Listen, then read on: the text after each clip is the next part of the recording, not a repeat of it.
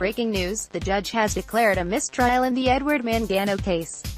Our editorial will be posted shortly on newsday.com/opinion. Make sure to sign up for the Power on Trial newsletter for more details. Go inside New York politics. By clicking sign up, you agree to our privacy policy.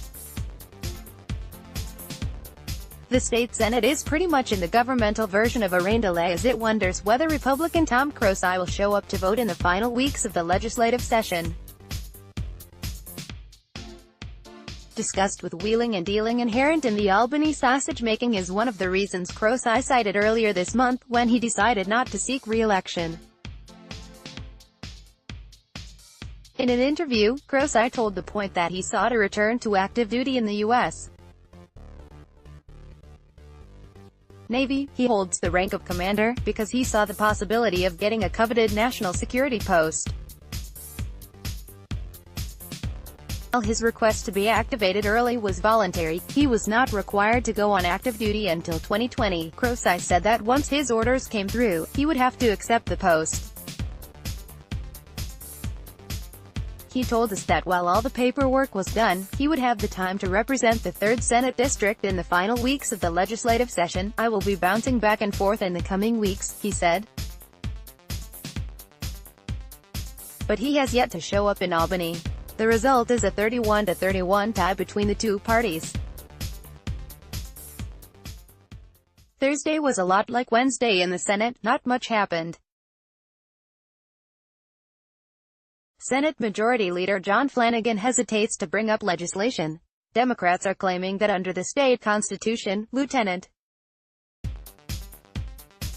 Gov. Kathy Hochul, a Democrat, would take the gavel to break a tie on procedural votes.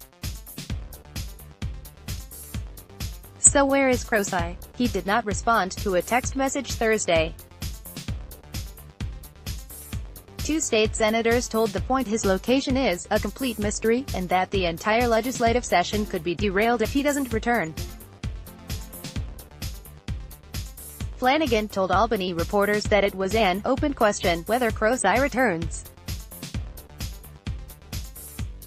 A spokesman for Flanagan did not respond when asked whether the two senators had been in touch with each other. On Long Island, two GOP colleagues of Croci, who is a former ISLIP supervisor, said he has not responded to their outreach. Is Croci embedded with an intelligence unit and cannot reveal his status? Or, is this a final gesture to the Albany process that he said so dismayed him? Rita Choli Rep. Joseph Crowley is making sure the latter doesn't get pulled out from under him at home as he climbs the leadership rungs in Congress. Crowley, who represents parts of Queens and the Bronx, is chairman of the House Democratic Caucus and the potential successor to Rep. Nancy Pelosi. He's a member of Congress since 1999 who suddenly is spending heavily to defeat his first primary challenger in at least 10 years, Alexandria Ocasio-Cortez, a progressive backed by New York's chapter of the Democratic Socialists of America and People for Bernie. Ocasio-Cortez, a community organizer, declared her candidacy in May 2017 and has raised just over $115,000 for her grassroots campaign, according to her March filing with the Federal Election Commission. Crowley spent nearly 15 times as much, $1.7 million from January 2017 through March 2018. That doesn't include the full-color, glossy mailers dropped in the last few weeks or a TV commercial. Filming was seen by The Point earlier this month in Jackson Heights.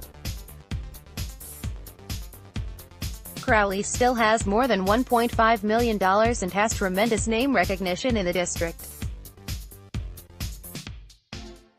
So what's going on? It all comes back to Crowley's leadership position. He is fourth in line to the throne.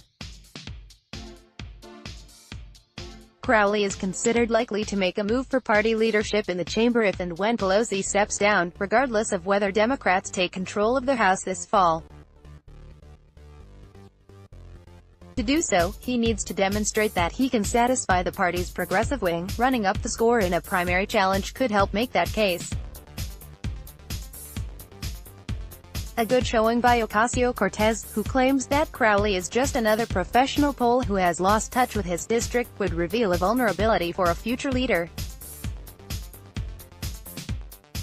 Crowley's prominence is another reason he can rake in so much cash. More than 40% of his campaign funds raised this cycle comes from political action committees representing corporations and interest groups. All of Ocasio-Cortez's funds were from individuals, with almost all the contributions less than $200. Although he's facing Ocasio-Cortez in the primary, Crowley's commercial makes his real enemy clear. It opens, "With Donald Trump in the White House, Americans are worried about our country." Just like his war chest, the ad is an opening salvo in his campaign to lead Democrats in the battle against Trump. Sam Guzik, go inside New York politics. By clicking sign up, you agree to our privacy policy. Hot on the heels of his Kim Kardashian tweet on Wednesday, President Donald Trump thumbed out a message supporting Dan Donovan, who represents Trump-loving Staten Island and some conservative parts of Brooklyn and is the lone Republican member of NYC's congressional delegation. Donovan has been embroiled in a primary with felon and former Congressman Michael Grimm, who used to represent the district and hasn't lost all his support among Republicans despite jail time.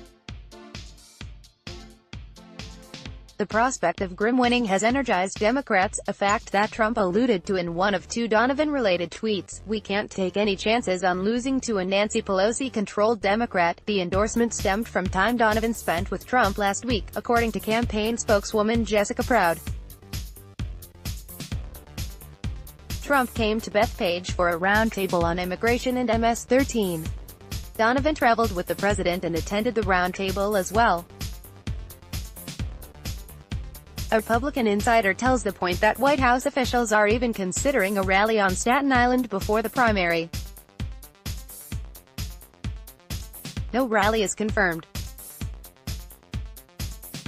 As an NYC Republican, Donovan has not been a Trump diehard. He voted against the Republican tax bill, in addition to a bill penalizing sanctuary cities. But recently, he has been displaying closer ties to the president, given Grimm's attempt to claim the president's supporters in the district, which Trump won by 10 points in 2016. Grimm received the endorsements of former Trump staffers Steve Bannon and Anthony Scaramucci. A Democratic Congressional Campaign Committee survey of Republican primary voters in April found Donovan 10 points behind Grimm, who has unveiled an impressive mail operation. The Trump endorsement seems to be an attempt to stop all that. Now the question is, will NYC's Trump country follow along with the president, or choose the Trumpy anti-establishment fervor that swept the president into office? Mark Cusano.